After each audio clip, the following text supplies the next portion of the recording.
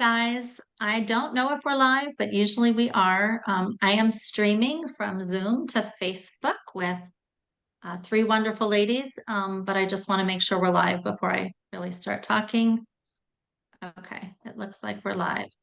And I want to just make my screen bigger so I can see you guys. There we are. Hi, everybody. This is Heather Sunderland, Jenny Rothschild, and Danielle Tarjoman.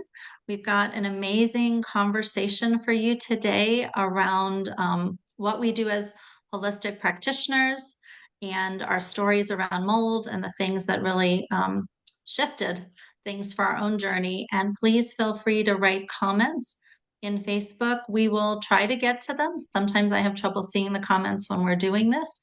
This will be recorded and it'll stay live on my page, and Jenny and Danielle will get a copy to post on their page if they choose. So let me introduce you to this lovely trio. I said, my name's Heather Sunderland. I think a lot of you already know me. Board certified functional health coach specializing in Lyme, mold, and CIRS. Danielle, functional nutrition lifestyle practitioner, and Jenny, functional diagnostic nutrition practitioner. I'm going to let sort of each of them share, starting with Danielle, a little bit about what they do.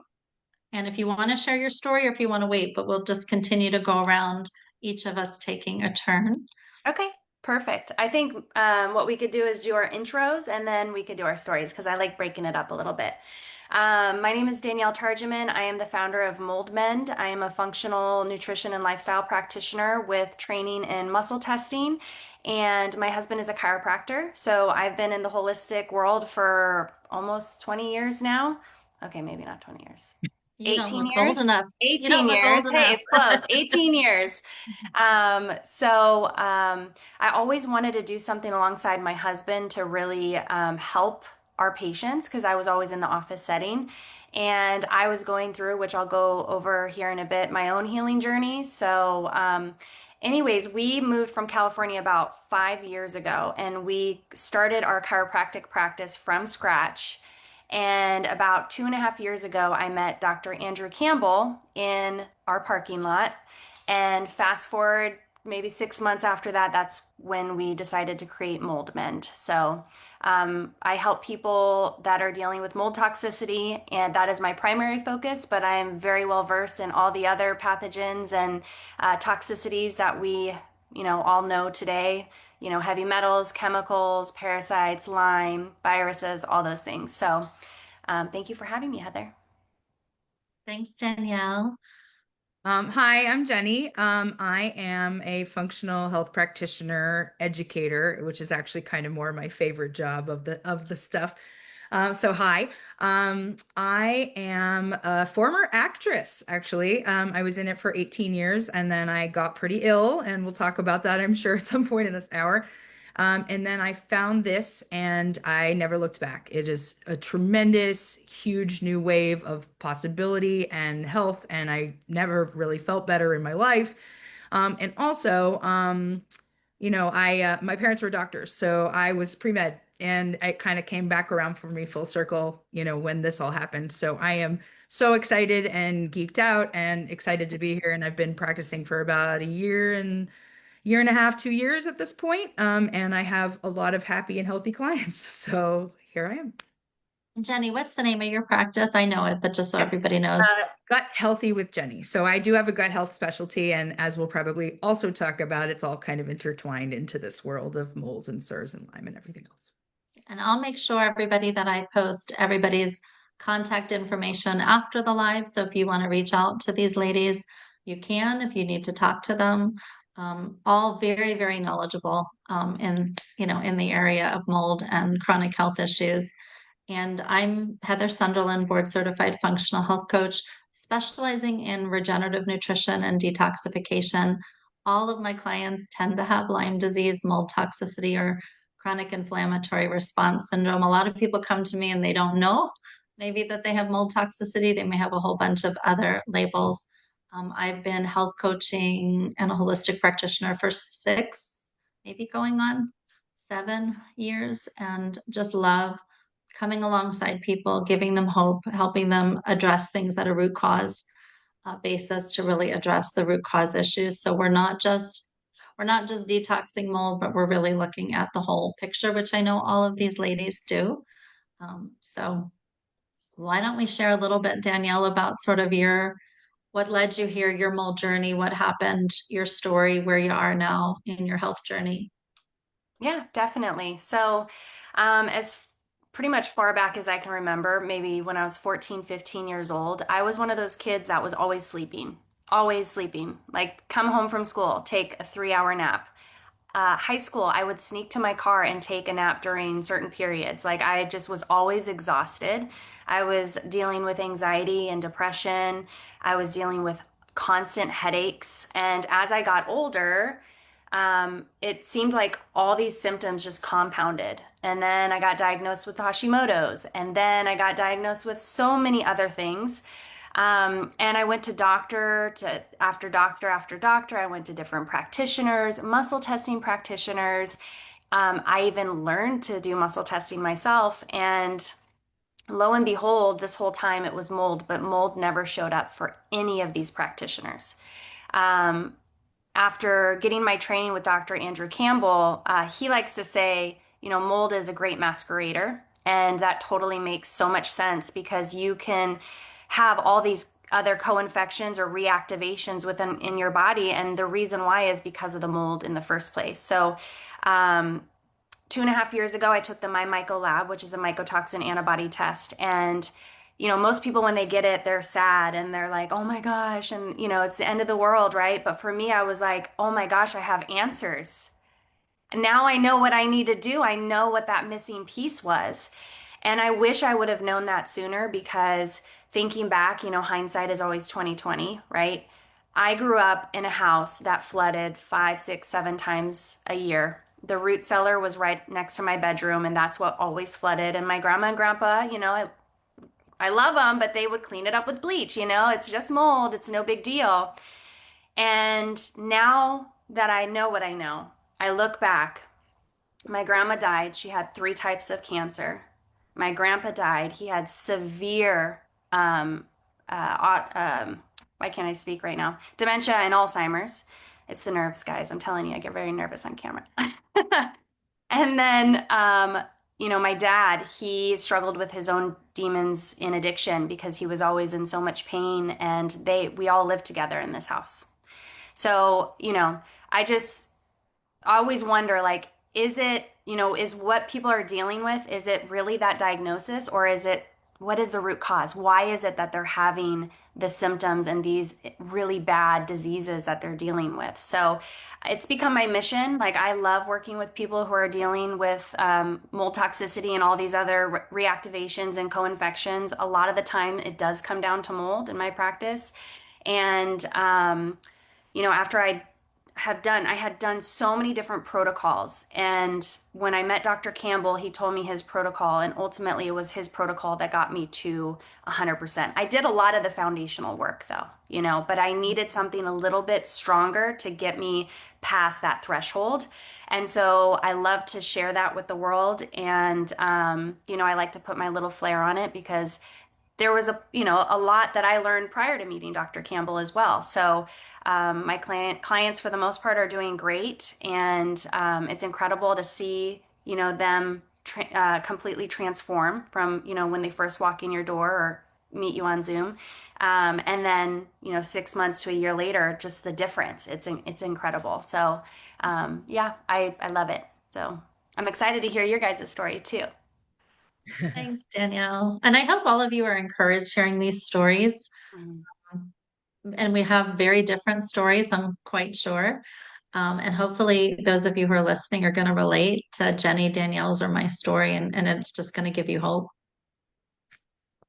So hi, I'm Jenny. I do have quite a story. I like to kind of like truncate it because it's like holy cow, but it is a holy cow story. So I think not too dissimilarly from Danielle, I sort of always had this a little bit in my life. So I was almost not born. I was a C-section baby because of an emergency cord wrapping. around my neck, and I was sort of born with a lot of immune issues. I had, chronic sinus infections and issues with my sinuses and my mouth, and constant tummy aches and things growing up, and always a little bit more tired than I think I was supposed to be early on. And then what I remember hearing was I was a kid was I was just very sensitive. Like I would overreact to things. Why is this so important to you? You're overtired, this kind of conversation.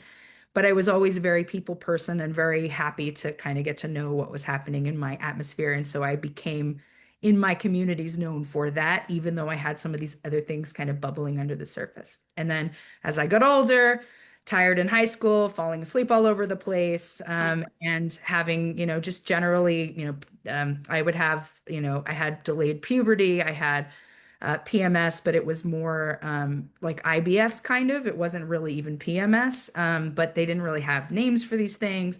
They checked my thyroid every 5 minutes as I was growing up because I was always a few pounds overweight, just things that didn't quite line up.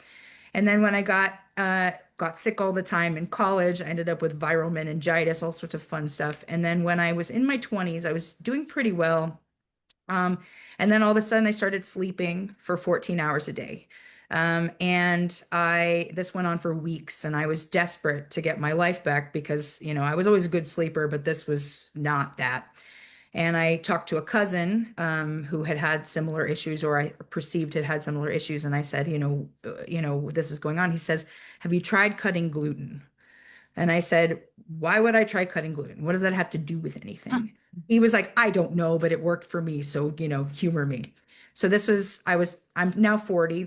I was 26 or so. And I cut gluten and it worked. And I got my life back. Just gluten, nothing. And I didn't feel great, but I was like, "Oh, got my life back. It's over. I'm allergic to gluten, celiac, whatever." And then I tried to figure out then what was happening.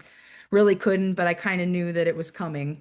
And I knew that maybe I would end up on an autoimmune trail like my mom because all of this stuff. And so then eventually, a few years later, I got married and I had a miscarriage. And then I had a baby, a healthy baby, and everything was great until about 4 months postpartum, and my body started falling apart. IBS, GERD that wouldn't go away, like the worst you've ever heard of. And then things just kind of kept happening. It just, the dominoes were falling. You had a high ANA. So yes, I have autoimmune, I guess. I couldn't see out of one eye, about like kind of on this angle. Had dry mouth, dry skin, dry eyes. I was getting cavities. I started to have a scoliosis that I had never had before, and pain and fatigue and just everything imaginable, horror show kind of situation. And finally, after seeing 18 of the top New York City doctors, I decided to give a shot to a functional doctor who tried some thyroid stuff, didn't work, and he ran a gut screen, and that gut screen lit up. I was never so happy to see red on a paper in my entire life. Of course, I was very type A growing up as well. So, um, so anyway, they put me on an antibiotic right away for all of these varying things, and I caught some wind. Things started to sort of calm down, and then I started following the trails into functional health. My doctor was not that knowledgeable, but at least he had something.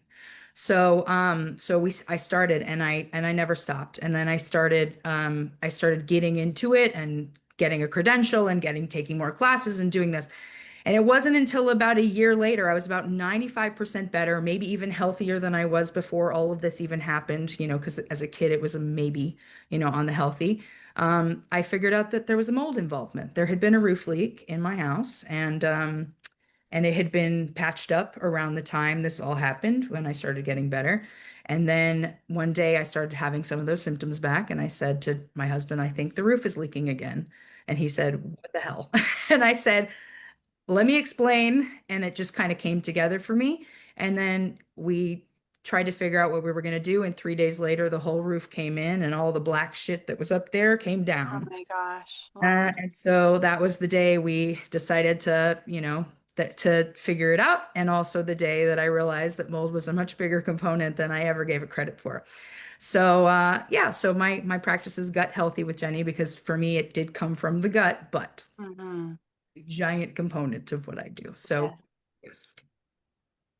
Well, thank you, Jenny. I mean, I'm just so glad both of you are so much better and you're helping other people on Mhm. these journeys. My story is a little bit different, and my followers, I feel like they've heard my story, but for those who are watching and maybe haven't heard my story, like both of these gals, I had symptoms from a young age. I was asthmatic by the time I was 3, had digestive issues, fully functional, but very severe asthma, very, very severe asthma.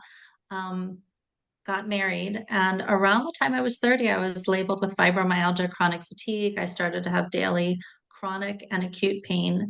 And as time progressed, it developed into severe neuropathy. And basically, I didn't know better to look at root causes, and I was put on, one medication after another for symptoms. So by the time I was in my 40s, I was on 20 prescription drugs. 6 of those were for asthma. Um, for pain and neuropathy. And making a long story short, it wasn't until I was 52 that I was diagnosed with chronic Lyme.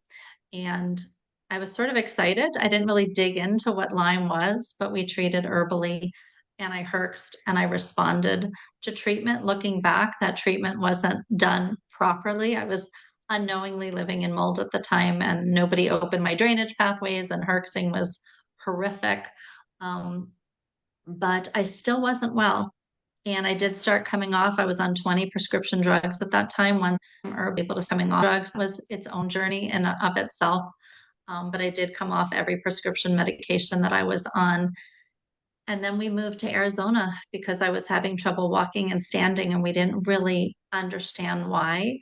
And it was during COVID that I was actually a health coach. I had gone to health coaching school to try to sort of figure out what was going on with myself. And a friend of mine said, Heather, I think you need to take some time off because I was so sick. And during COVID that month, the Lyme resurfaced.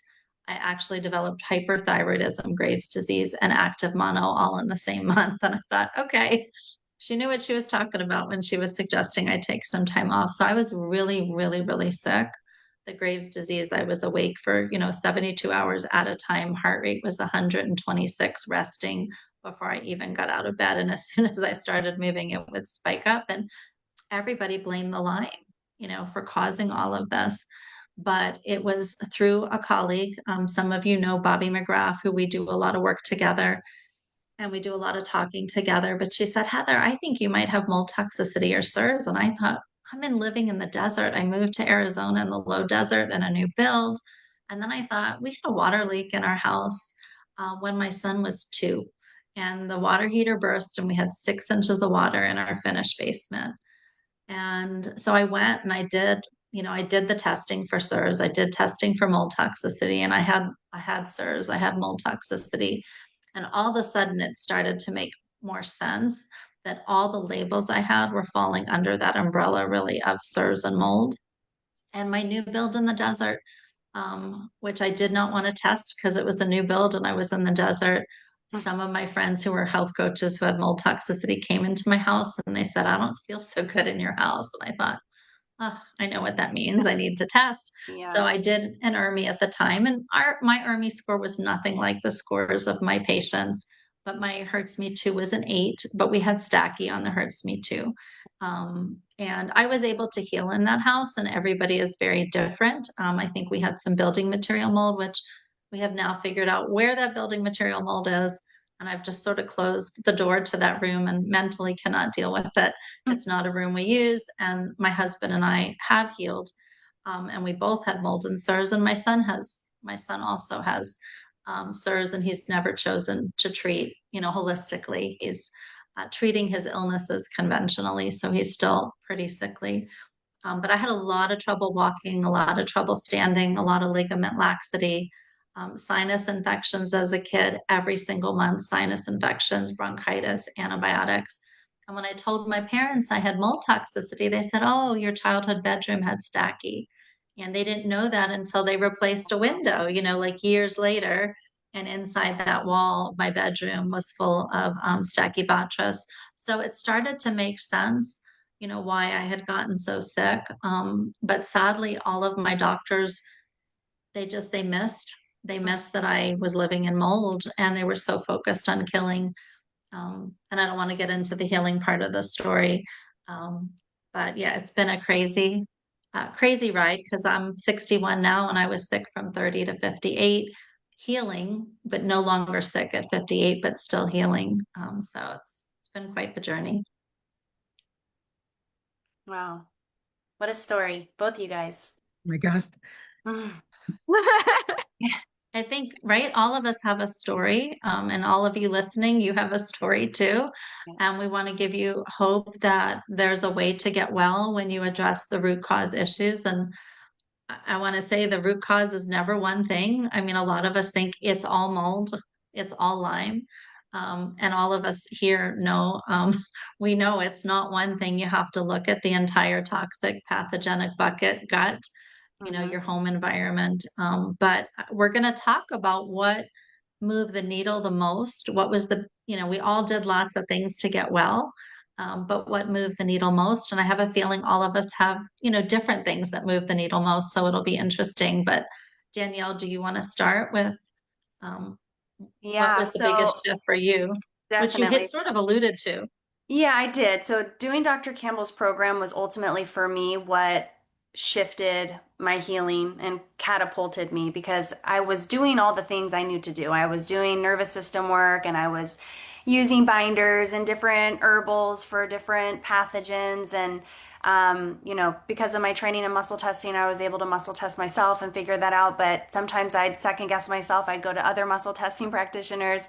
And it worked. It was just I couldn't break through that threshold. So Dr. Campbell's protocol incorporates a medication, which I'm so anti-medication. It's kind of funny that I even considered it because I consider myself crunchy.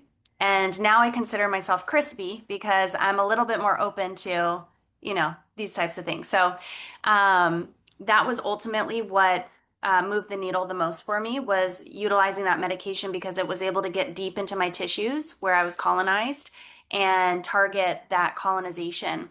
One of those areas is the sinuses, which I know Jenny and I, we've messaged back and forth about that, is there's a complete different microbiome in your sinuses. And if you miss that, I always tell my clients, there's three things that if they're not getting better, this is most likely what it's going to be. Either A, it's going to be your sinuses. We need to address those. B, we've missed something in your environment. So important, right? You cannot heal in a house or in an environment that made you sick in the first place or continues to make you sick. And then number three is the nervous system component, right? You cannot heal. Your body will not heal until it's relaxed, until it's able to accept healing and be in that flow state. So yeah, those are the three things I typically, whenever we have, clients that are stuck, we'll just double check those things. Um, yeah. No, I love that. And I hope people took note to what she said, nervous system, sinuses, Yeah. colonization. Did I Yep. leave one out? Did I leave The one out? environment. Oh yeah, yeah. You can't get well Yeah. if you're still being exposed. Exactly. And And it sometimes sounds so basic, but it's it's actually not. something I rushed.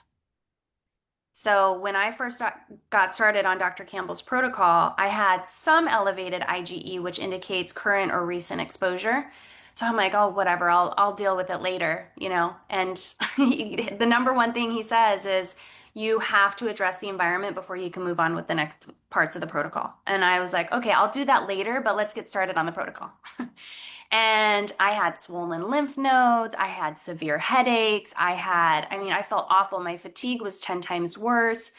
And I went back to the drawing board and I was like, I need to address the environment. Sure enough, our office had mold and it had some Stachybotrys, it had Aspergillus penicillium, and it had cladosporium all over the HVAC system. And so we addressed that. And then at that point, I started the protocol again. But yeah, it's so important to address the environment. And it seems so simple, but it's the most important piece. It's not simple. It's not it's simple, but it's not simple Right. for people if they don't have the finances to address the home So or they don't true. know where to go It's, or so it's yep, like it's the biggest part of piece the of process the that's so puzzle. hard for people. Yeah. Yeah. I always tell my clients that whenever they come to me with their, my myco lab and they have elevated IgE, I'm like, this is the hardest part to get through is the environment. It really is. Like once we get that under control, we can move on with your healing, and we can do other things, like you said, drainage pathways, support detox pathways, support nervous system, that kind of stuff. But to actually target the colonization in the body, we do not want to do that until we feel confident that your house or places that you frequent are as mold free as possible. Yeah. Important information, really important information. Thank you for sharing. Of course. Jenny, you're up. Oh, yeah. I mean, there's been so many phases of, I guess, healing in this and in this journey for me. I think I kind of boil down the most important parts to a handful of pockets. So I guess that's a good way of describing it, instead of like, oh, I had the gut thing first and then the fungal thing and then the because it's all been a journey, so a little bit of up, two steps forward, one step back, two steps forward, one step back, and then when the universe or my body or whatever has been ready to give me the next phase, then it's been the next phase. So I think it's a little different for everybody, and it is what it is. And if you have a proper Sherpa or not, you kind of have to be intuitive about what your body needs at what time. But I will say that the biggest factors here I would say there are four things. The first is the gut microbiome is the mothership of all of the bugs that live in the body. So anywhere the inside meets the outside, you're going to have things that are not human running the immune show, in the mouth, in the nose, like I said, sinuses, lungs, small intestine, which is actually inside meets the outside because Yep. that's where your food comes in, the mothership microbiome, which is in your colon. And for women, there's vaginal, there's also eyes, ears, more skin. So what we want to start with is that mothership most often, because that mothership is responsible for your immune system. So what ends up happening when you have imbalances in that microbiome, and we've learned from research that no microbiome, no healthy microbiome, no healthy immune system. So the immune system is human cells, but the commanders of those human cells are bugs. So if you have a healthy, robust microbiome in the gut and on up and down, then it does a lot of this work for you, keeping viruses at bay, things that, from reactivating, outcompeting other bugs. So we look at that microbiome first, and then for often people, the subclinical, either bacterial, fungal, parasitic, protozoan infections that are happening that the general medical world isn't in tune to quite yet because of the way they live, where they live, lots of different details about that in a deeper thought. So we look at those two things together. Then we look at the toxin load. So that's where you think, clean air, clean water, clean food, clean personal care. And clean air involves mold, and that's actually one of the biggest hits is the air, because you're breathing it all day long. It's coming in your nose, down your sinuses. Your sinuses have to deal with it down your neck, which we'll get to in a second, which is important to this conversation. Down it, small intestine, all the way down to that microbiome. And penicillium mold is made, or penicillin is made from penicillium mold. So if you are sniffing mold all day long, you are taking little hits of antibiotics all day long to this robust microbe community that is supposed to be protecting you, but instead it's getting pipe bombed. So pipe bombed by antibiotics, pipe bombed by mold, pipe bombed by pesticides in foods. So we look at, like I said, the microbiome, what's happening there, the clean air, clean water, clean food, things that you could control in your environment. And for most people, that's home and work and car. Car becomes a thing too. Haha. Mhm. So then we have the nervous system component. So most people that have had dealings with this are either from a traumatic background, type A personality, such as myself, or they became that they ended up with trauma because of this. So there are very few people that are in this world with these complexes that do not have some level of a PTSD component and a nervous system dysregulation. So over here, we deal with the brain, and the concept of safety and feeling safe. And we also deal with the body, which is a totally separate entity and holds trauma as well, separately from the brain, as sort of like a zip file. So somatics works like this, and nervous system regulation work. And then the fourth, which is my personal favorite because it's my area of research and my unique hell, is something called I don't know if it's called this. I'm calling it this mold induced dysautonomia. Okay. So the upper cervical spine, you have 33 vertebrae on your spine, and at the top there's one that's free floats parallel to your brainstem. And there's a lot of nerves that run through that bundle, and there's a lot of nerves that run around that bundle, including the main nerve, which is called the vagus nerve, that innervates almost the entire body. And so if that bone is not parallel, it is putting an elbow in the electrical field around those nerves. So what tends to happen to people, especially with mold illness, but biotoxin illnesses in general, and especially people that have hypermobility genetics, everybody can have this, but it's a little more prevalent in that community.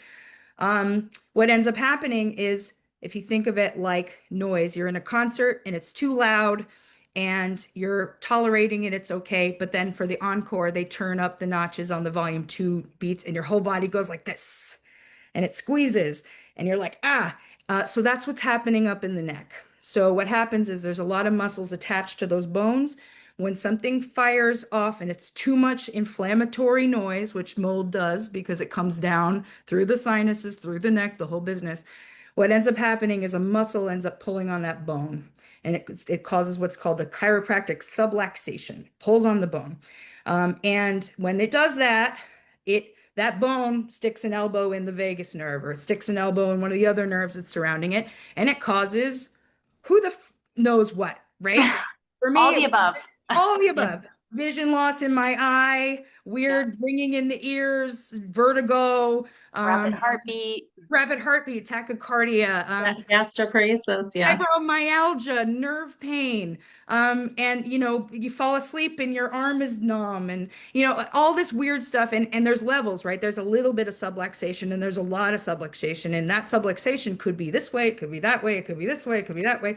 And everybody's version of this is different. So for me, it was all sorts of crazy shit, but including dizziness, vertigo, eye stuff, whatever.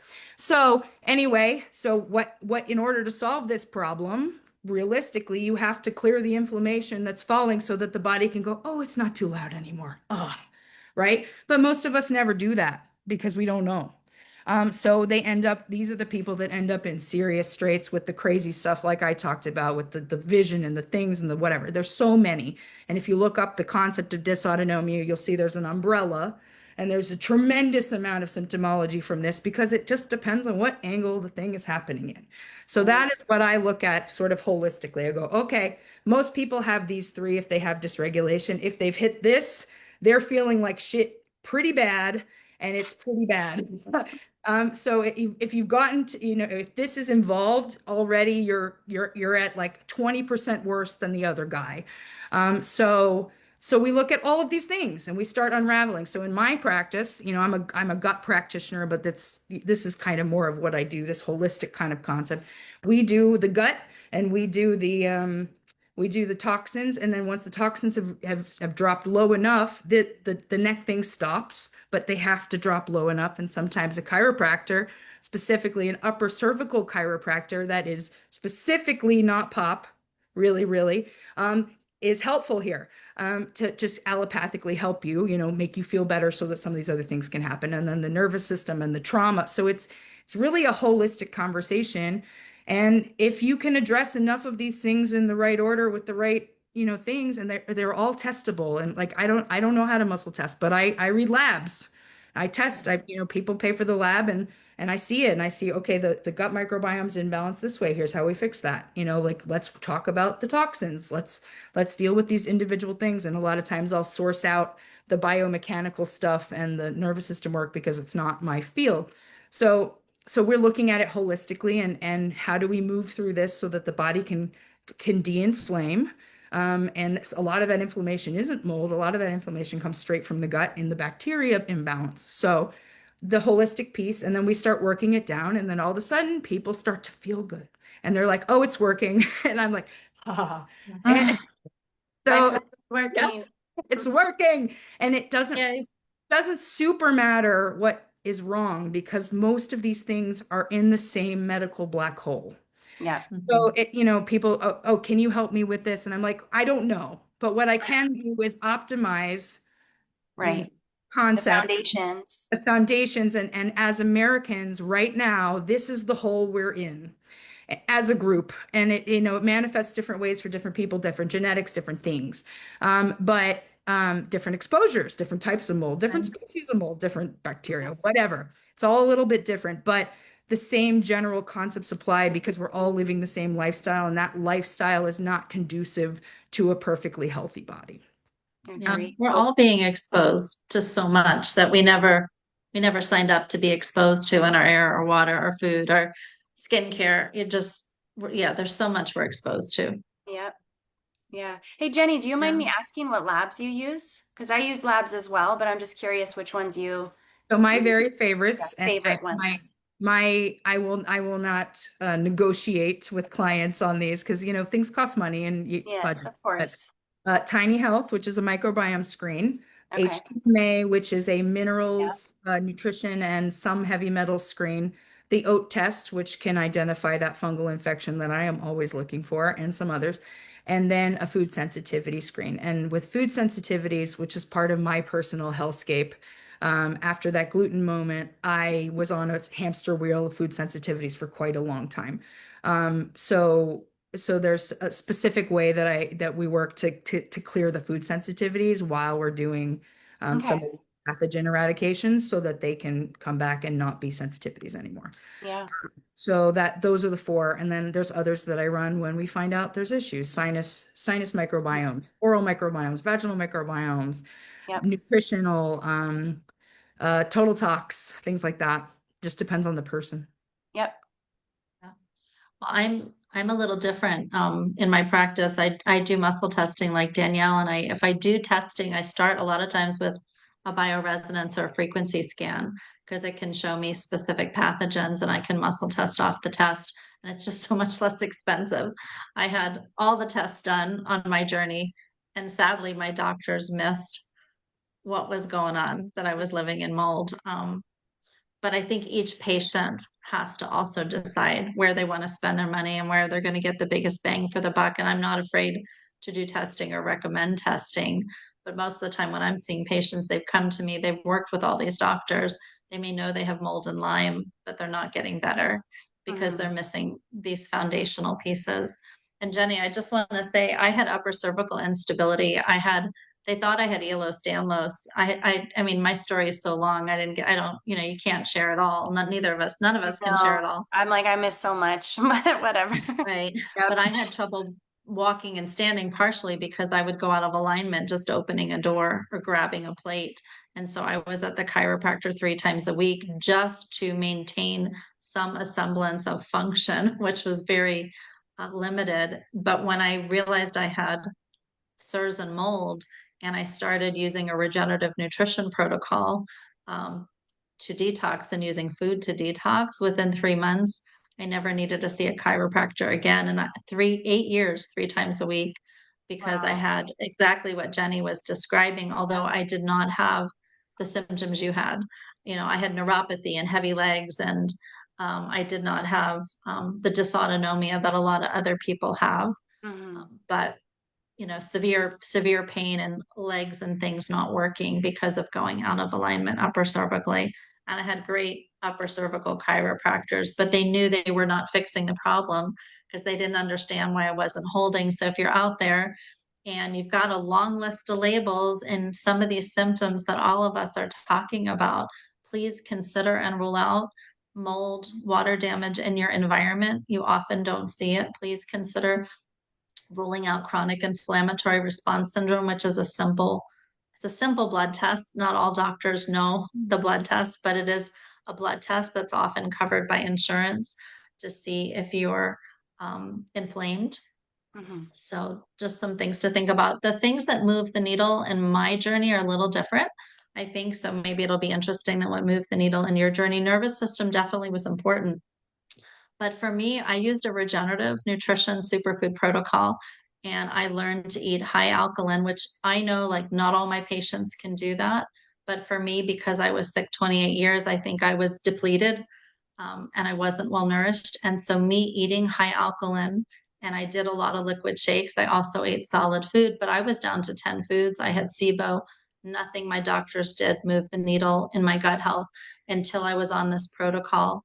where a lot of my food was liquid, and it wasn't stuff I could normally eat, but it was elemental, so it was easy to digest, but it was supporting my drainage pathways, and it was starting to allow me to detox. And 3 days on the protocol, my diet started to expand from 10 foods to 11 and then 12, and every 3 days I was adding a food, and I didn't understand it because I was so sick and brain fog. And in about 3 months, I realized I was eating to start pathogens. I was eating to detox. I wasn't using binders. Food was, alkalizing, bringing down inflammation, helping me to nourish and gently detox. And I was working on supporting my gut all at the same time. Like I was sort of doing drainage pathway, gut work, nervous system work, nourishing, alkalizing. And so that nutrition piece for me was like 75%, of my healing, and creating this internal terrain, which I do with clients. Some people we have to watch. They can't do what I did. They can't eat the foods I ate because of mast cell or just because their biology is different. My husband healed and he did not eat the way I ate. He did not eat strictly the way I ate, but I was so much sicker than he was. So food was really huge for me. And the other piece for me that was really huge was hitting the whole picture. Like my body, no matter what I've dealt with, um, this summer I had Giardia. I had to do it all. And it was the same thing on my healing journey. I couldn't just focus on let's heal the gut. I had to focus on nervous system, opening drainage pathways, hydration, mitochondrial, adrenal support, um, gently detoxing, nourishing, restoring the gut, addressing pathogens. And I had to do that all the whole journey. There were seasons where I didn't have to address pathogens. My body just started to address them itself because the internal terrain had shifted. That, toxic bucket that we're all talking about of pathogens, mold, Lyme, toxins, heavy metals started to come down, and my body took over and did what it was designed to do, and it started just releasing things on its own. But in the beginning, I did have to use herbals, and things to kill, because I had Bartonella as well as the Lyme. But the nutrition piece for me was just humongous. And then making sure I was hitting all my bases, which not all clients can do that. Sometimes I have to start with just nervous system, and drainage pathways. And if they're in mold, that's where I start, and then once they're out of mold, we add in other pieces Yeah. to the puzzle. But I think all of us are saying we've got to look at the whole picture here. Danielle said about the sinuses and colonization. If people aren't getting better, I find it's the nervous system, drainage pathways, exposure, and again, could be colonization or a sinus issue. But there's usually a reason why people aren't, the needle's not moving. And it can be just things are done in the wrong order, in your body, where people are just going, I hate when I see it, Bartonella, Lyme, mold, they're going in, they're killing, or they're detoxing with no preparation to the body, which we've made really clear that preparation piece is really, really important. And you got to look at the whole picture, and each of us is unique. So your approach with your practitioner should be personalized. Danielle and I do muscle testing. FDN practitioners like Jenny are excellent at doing labs, at reading the labs. I know how to read the labs. I just usually, my patients are coming to me and all the labs have already been done, but their practitioners are not doing the right sequence of things, or they're not recognizing the patients in mold. So the labs aren't really changing things for the patients that I'm seeing. So it's interesting to hear how we all have our different favorite tools and things that have helped us. Are there anything else? And I want to look as you guys are sharing it, if there are any comments or questions that people have written in, but are there any other things that you want to share that you didn't get to share? Jenny? Not really. I mean, the intricacies of this are what they are, but yeah, I mean, there's so many moving parts and so many different pieces of the puzzle, and I always kind of boil it down, even without my giant analogies. I boil it down to add what you need to add and subtract what you need to subtract, and then the body does what it's supposed to. It heals itself. Yeah. And it's, you can talk about it in phases and whatever, but really when it comes down to it, what does it need more of to do what it needs to do, and what does it need less of to get out of its way? And that's kind of how I feel about this journey in general, is maybe the question is, what are those things, rather than, the body isn't doing something, or something wrong with me or my genetics, or any other version of this. Right. Yeah. And I'm always like, when I look at the big picture, I always ask why. Why is it that this person isn't responding this way? Or why is it that she is responding this way? Like, what is the root cause of it all? And then Heather, you were talking about the see, now I'm forgetting what it was.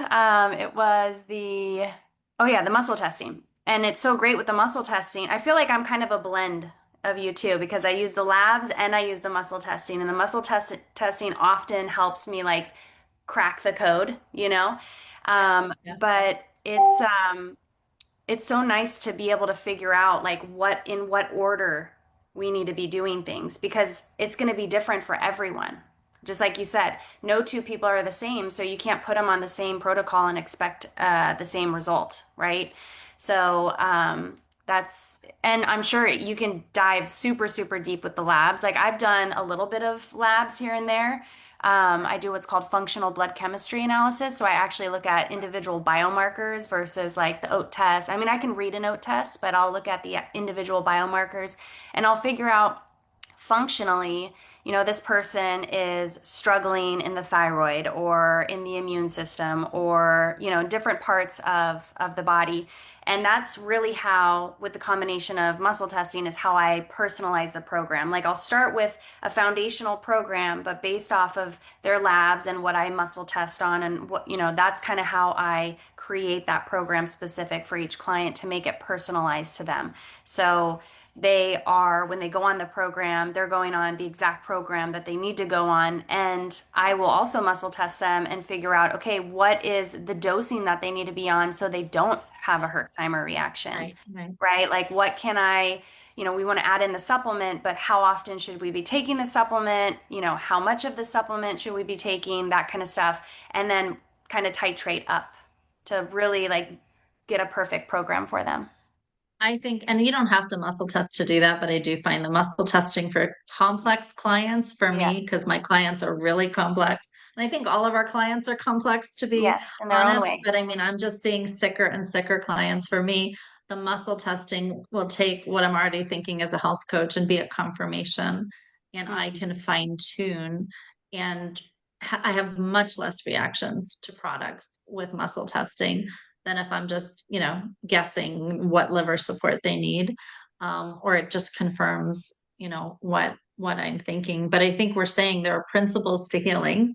Yes. But I hate when people, like on Facebook, they'll say, well, what protocol did you use? And I always want to say, well, it really doesn't matter what protocol I use, because I'm pretty sure they're not going to need, what did you take to kill Bartonella? They're probably not going to be taking what I took. But it was the principles of what I did, shifting my internal terrain, that actually allowed my body to get rid of Bartonella. Right. Not just put it in remission. I don't think people realize that. People think, oh, Lyme and Bart, you can only put it in remission. No, my body got rid of it on its own, and it got rid of all of it. And that's the difference, I think, between killing that a lot of doctors do, and shifting the internal terrain and addressing And the resolve. entire picture, Yep. that we all are, trying to create with our patients. So your protocol should always be personalized with So your true. practitioner, whether that's one of us, whether that's your doctor. I don't like one size fits all Me protocols. I neither. think there's principles for all of us, but your protocol is going to be personalized to you. Yeah. There is a question in the chat. Do you want me to read it? Oh, yeah, because I just Okay. looked and I didn't see it. Yeah. So this is more for Jenny. Does anyone have experience with Genova Diagnostics GI map test for finding mycotoxins in the gut? Is it a worthwhile test? Um, mm, Tricky question. So GI test is the one that turned up all of my bacterial infections. Mhm. GI map is sort of the traditional gut screen, if there's such a thing at this point. So I'm gonna say no for fungal. So you can read a GI map if you know what you're looking at and see a pattern and know that there's a fungal thing that's behind it. Sometimes it'll turn up a really bad candida infection. There's actually a few different categories of fungus on there, and if it turns up, that usually means it's pretty bad. Or it just happened to come out in the slice of stool that they're looking at. Usually those fungals are further up in the body. They're in the sinus, they're in the small intestine, not in the large intestine, which is being tested. So usually we do not see a fungal infection on a GI map, but if you know what you're looking at, you could probably pull one anyway, if that makes any sense. But it's like, okay, do you have high strep? Do you have low stomach acid? Do you have low pancreatic elastase? There's just certain markers that when arranged in a certain pattern kind of highlight that you probably actually do have a fungal infection, but it Yeah. doesn't show it directly in the way that I think people would like, because that's I, not the area of the body that's fungally, happening. Fungally. yeah, fungally. I was gonna say Fungally like frequency scan, I use AO frequency scan. I don't own the scanner. I refer people out for it. But it's $150 test. And again, it's different. It's not a traditional lab. So I'm going to say that outright. But it'll show exactly specific pathogens, specific fungal infections, yeast, candida, parasites, viruses. It'll show heavy metals. It'll show toxins. It'll show organs that are struggling. It'll show phase 1 and phase 2 liver detox if it's struggling. It'll even show hormones that are off. And I actually used it when I was so sick vomiting with Giardia, I couldn't get out to do the blood test my doctor wanted me to. And we did a remote, which is a little interesting. We did a remote frequency scan, and I had acute Giardia and I had acute H. pylori. They came in at the same time. It showed I had low stomach acid. I mean, it showed everything I needed to know in a $150 test. And it enabled me to write my protocol and have my doctor take a look at it, and start the process to get better, from the Giardia. But it's for me, it's been an amazing tool with clients. Can I share a story about a client? I think it'll just help people understand the Yeah. scan. Yeah, absolutely. I have a client who we knew had mold and CIRS, but had a lot of issues, ileostomy, and she was on hospice care, and she wasn't really, seeing me, following up. And one day she reached out and she just really wanted to see if she could get out of hospice. She had been on for much longer than they thought, and her nervous system was severely dysregulated. And my head was saying pathogens, pathogens, pathogens. We did an AO frequency scan on her, and it showed an act like acute candida. She actually had acute Bartonella. She had like two other pathogenic infections, not Lyme. But I thought, oh my gosh, it made perfect sense why she was so nervous system dysregulated. But I did refer her to work with a physician because she had so many other things going on, and Mm, she was on hospice, and I wanted her to be monitored. yeah. And I don't know where she's at because I don't know if she's moved forward with any of that yet, other than just a little bit. But I just think, like we've all been saying, when people are dealing with a problem, a health issue, whatever it is, the label fatigue, nervous system dysregulation, ligament laxity, mast cell, histamine issues, um, there's an underlying root cause. And you can manage the symptoms with a medication or even herbally or naturally. But if you don't address the root, the problem doesn't go away. And a lot of times, hidden water damage can be the root, but there's other components too, that can be a root. And those of us who've been in mold, we have higher pathogen loads. Our guts are messed up from, as Jenny said, the mold wiping out the good bacteria in the gut and acting like, an antibiotic.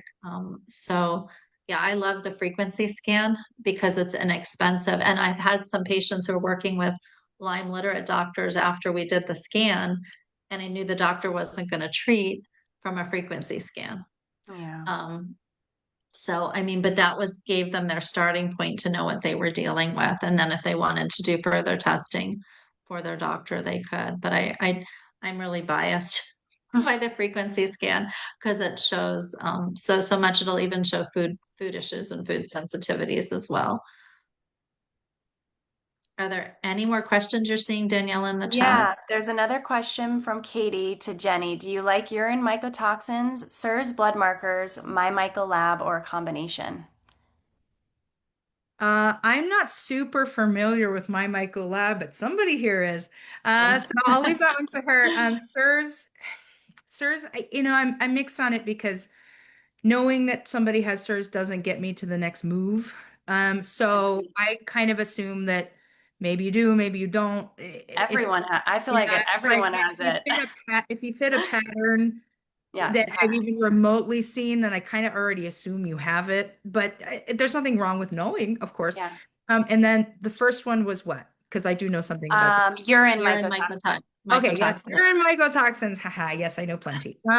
So urine mycotoxins, I think, are valid and valuable, but there's a couple of drawbacks. The biggest one is that people that are very congested and have not done any kind of opening of their drainage pathways, they're sick, they don't feel good, they haven't really started this journey yet. They're not doing the nutrition components yet. They haven't started this journey. Oftentimes, those people have the cleanest Yep. mycotoxin urines that you have ever seen in your whole life. Oh my God, you have no poison in your body at all. And the reason is because you're congested. The body is it's almost like the gutters are clogged. And so you're testing the water coming out of the gutter, but the gutters are clogged. So you're getting like a little bit of a driplet of something, maybe whatever you ate yesterday, but it's clogged, so you're only getting like a small sampling of what's actually stuck in that gutter. So once you open your drainage pathways and the gutters start to come out, it's like, oh my God, these ugly, ugly, ugly mycotoxin screens and heavy metals, toxins, plastics, BOCs, whatever, start to come out. And then the person that feels good screen looks worse than the person that feels bad screen. So there are some drawbacks because you take the screen and, oh, it can't be mold. Well, yeah, it is, but you are so clogged that it's Yeah. like it's not possible to see it. So I don't often start there. If we're going to do it, I'll do it after the first drainage thing or after a little bit of pathogen eradication because we can see from urine metabolites that there's fungal infections running in the body without actually seeing it come out of the like as the toxin bucket. So this is the mycotoxin maybe, but I can see the mold metabolite in a different screen. So a lot of people do something called provoke. So they take a little bit of glutathione to get that out, or have somebody sit in a sauna to try to just open up that drainage just a little bit to see and get a peek behind. I don't always recommend that for super sick people because it makes people sick. Yep. They're sick, they're going to get sicker. So, And the other thing is it's not, I just want to, I mean, I'm not a fan of the mycotoxin urine test. It is great for people to first find out that there might be an issue. But as Jenny said, it's only showing what's leaving. So it's Yep. not a body burden test. It doesn't tell you at all body burden. I was detoxing mycotoxins for 5.5 years. And at the end of the journey, my body was just releasing so much. And so doing a mycotoxin urine test it doesn't show you when you're done with the journey. You can take little breaks and mycotoxins releasing on the healing journey. I really encourage people spend your money wisely on a test that Jenny's saying is going to move the needle in making a change in your health. All of the patients that we deal with, nervous system, opening drainage pathways, assessing your environment, addressing pathogens, addressing the gut, those are all critical pieces in the healing process, nourishing the body, assessing adrenals and mitochondria. But if you need a test to see something like specifically what's going on in the gut, like that's when I'd spend your money on a test. But I feel like there's way too much testing in the functional world. I spent thousands on testing. None of it moved the needle in my health because nobody was doing it right from the test to begin with. But if you're not getting better, if you don't know why you're still sick, then it makes sense to do a test your home. If you have mold in your home or you've been in mold, it's in your body. And if you're working with Danielle or I who are muscle testing, you don't need to see what's leaving to figure out what binder. We can muscle test what binder you need without doing an expensive urine test. So that's my opinion. I don't know if you guys have a different opinion. I think there are a lot better tests out there. I think the MyMyco lab makes a lot more sense Yeah. for people Yeah. to know that there's an immune response. And CIRS blood work, I love because it's covered by insurance. So if someone's got like all these labels of health issues and they do the CIRS blood work and they understand they're chronically inflamed from toxins and pathogens, at least they have an answer now how to move forward. They still have to test their home. Um, but I think I pick different tests based on different situations and what the person's symptoms are and what they're dealing with. But if the patient needs it in black and white and they need a test, we don't need to do 3 or 4 tests. I don't think usually. Yeah, I agree. Whenever I have a client that comes to me with a urine mycotoxin test, I'm like, and it's not, there's no presence of mycotoxins. I say, I don't believe it. I don't believe it. Let's dig deeper, you know? So the MyMyco lab is great because it's testing your immune response to these mycotoxins, both internally and what you're being exposed to externally, more of an acute versus like a chronic exposure. So that really actually gives me insight on what the next steps are. So you test your body. If you have high IgE, we have to address the environment first. If you have just high IgG and no IgE, then we can jump into the body, right? And focus on everything else that we've talked about. So I'm a big supporter of the MyMyco lab. And then Mike is asking, what's your thoughts on ozone IV therapy? I did ozone. I did, yeah, 10 passes. I did lots of 10 passes when I had Lyme when it reactivated several years ago. And it didn't, it's a wonderful treatment. It did not move the needle in my health. I did not see any shifts because I was not addressing that I was living in mold and I was not addressing my Exactly. That's a toxic good, load like at and I the wasn't end. opening. Yeah, like so I think, I mean, a lot of these tools, I did hyperbaric at the end of my healing journey. Some people use hyperbaric for killing. I used hyperbaric when my nerves were repairing from all the years of Lyme and my nerves needed that extra oxygen to heal. So, I mean, I think you have to look at those tools that are expensive and it has to be at the right time in your healing journey. But there's no one magic tool doing 10 passes or EBU or that I believe um, that's gonna like for some people, if you really feel intuitively drawn to something, go for it. But Hmm. there's not, you still have to look at the whole picture. You Yep. still have to address toxins and pathogens and the gut and the nervous system. I don't know if I left anything out there, you know, nutrition, nourishment, hydration, minerals. All the above. Yeah. Again. And then Mike is also saying, what's the best way to calm mast cell while dealing with mold toxicity? Oh, what's the best way to call it, as in label it? To Calm, calm, calm, Oh, calm. calm. calm. Yeah. You know, uh, decrease the toxin load because that's a toxin bucket thing. Yep. So, Yeah. more of my favorite analogies, but you have a bucket and it's too full. And every time you get a mold exposure or you're in a room with a lot of paint or eat something loaded with pesticides, if that bucket's already too high, it's going to tip and you're going to have a mast cell activation because what the mast cells are doing is saying, "Uh-oh, trouble, trouble, trouble, trouble." It's an alarm system that the body is designed to release when things are too much in the toxin bucket, right? So as you're working the toxin bucket down, it'll happen less and less, but steering clear of extra toxins, clean food, clean water, clean air, clean personal care, not doing things like painting a room and closing the door. It's like this. I say this because it's happened to a client. So but just being cognizant of those things while you're working with somebody to bring that bucket, the load down so it stops Yeah. happening.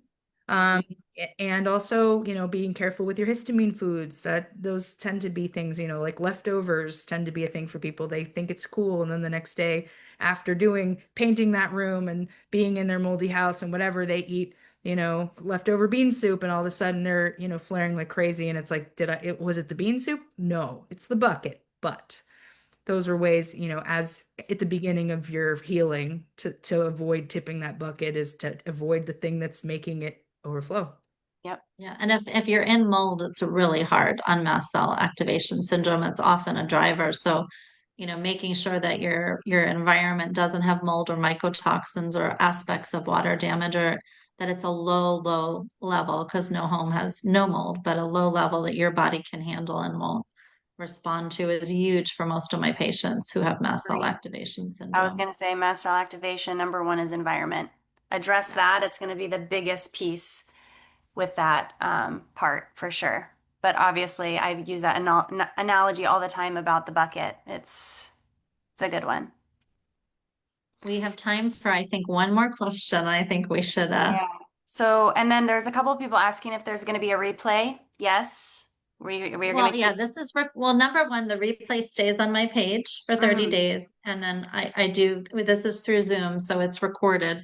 So I will put it on my YouTube and pass it on to Jenny and Danielle to do with it what they want to do with it, if they want to put it on their YouTube channel or post it.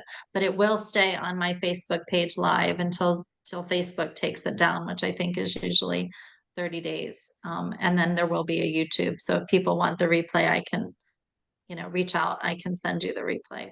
Okay. And if we want to address one more question, what is the difference between CIRS, mast cell, and histamines? Ha! I have Okay. a bug. I I have a Yeah, bug. The bug is bothering but me. I was going to say they're all highly correlated with each other. Yes. Um, Mast cell and SIRS, I wouldn't actually distinguish too hard those two in general. They are distinguishable, but one They're just is more the general. concept of the immune system responding in a certain way, and mast cells are almost the way they're responding. So it's like, you're over responding to things, and then mast cells is a specific way that the body is responding. So it's like a subcategory. And then histamine is the way it responds. So cell goes out and it goes beep, beep, beep, beep, beep, alarms, and then the body produces histamine to try to rid the toxins, the things. So they're kind of all pretty close. Close together. interconnected under the umbrella of CIRS. And most times, people with mast cell and histamine issues are dealing with chronic inflammatory response syndrome. But Yeah, like you said, mast cell like and that. histamine issues can be often symptoms of Yeah, CIRS or mold toxicity. Histamine is normal, by the way. So, as yeah, a separate thought from this, there is a normal amount of histamine that the body deals with, and it has its own bucket.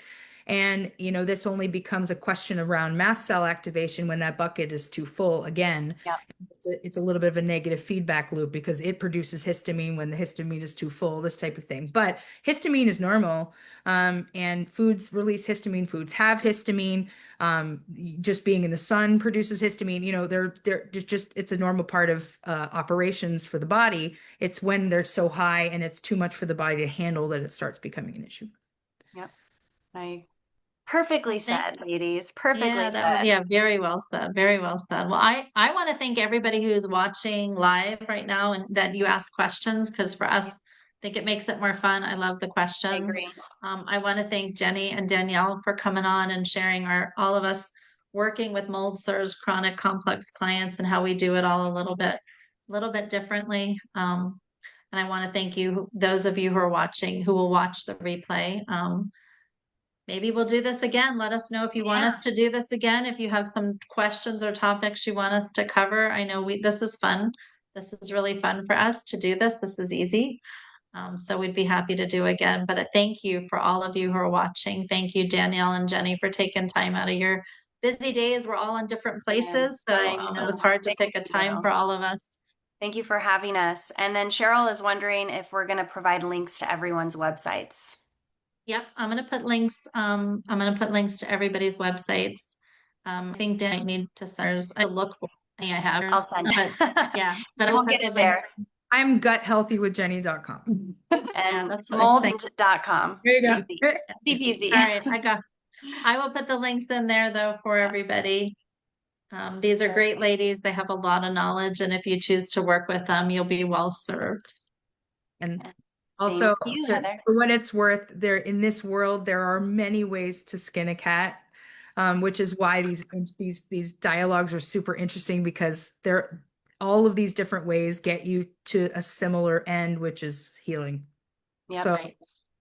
And you every, have to pick the way that resonates with you. There's no wrong way, there's no right way. The way I did it may not be the way you do it, the way Danielle did it may not. You may need to take aspects of each of our stories, or you may be led, but the principles we're talking about are the pieces that are important. Very important. Those principles.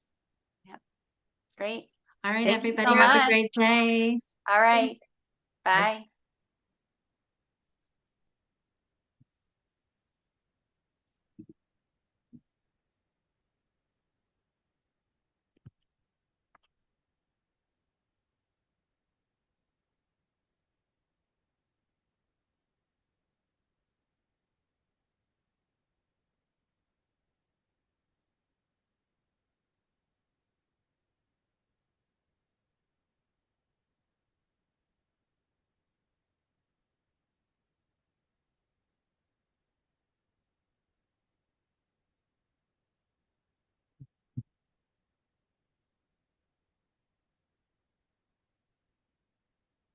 Are we still live?